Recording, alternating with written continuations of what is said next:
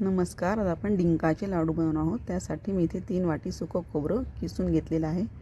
आता ते आपण एका जाडबुडाच्या कढईमध्ये व्यवस्थित परतून घेणार आहोत. सुकं खोबरं परतून झालं की आपण त्याच कढईमध्ये 1 चमचा तूप टाकून सुकामेवा परतून घेणार आहोत. त्यासाठी मी इथे अर्धी वाटी बदाम, अर्धी वाटी काजू, अर्धी वाटी गोडंबी हे सर्व असं सुकामेवा परतून घेणार आहे.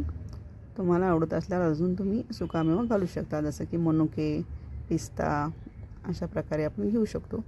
आता मी ते 3 प्रकार घेतले आहेत. त्यानंतर आपण त्या कढईमध्ये 1 वाटी खारीक पावडर व्यवस्थित परतून घेणार आहोत.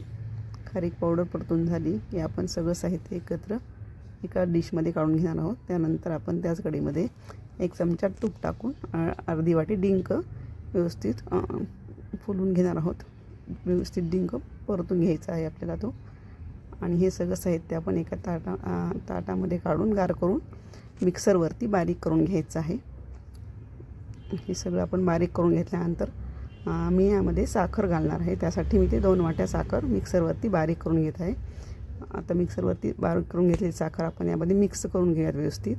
आणि त्यामध्ये आपण गरम करून 1 वाटी गरम केलेलं तूप घालून त्याचे व्यवस्थित लाडू वळून घेणार आहोत. आपण आवडीप्रमाणे यामध्ये वेलची वगैरे टाकून घ्यायची आहे. अशा प्रकारे आपले लाडू तयार आहेत. ही रेसिपी कशी वाटली त्यासाठी माझ्या चॅनल लाईक करा, सबस्क्राईब करा. धन्यवाद.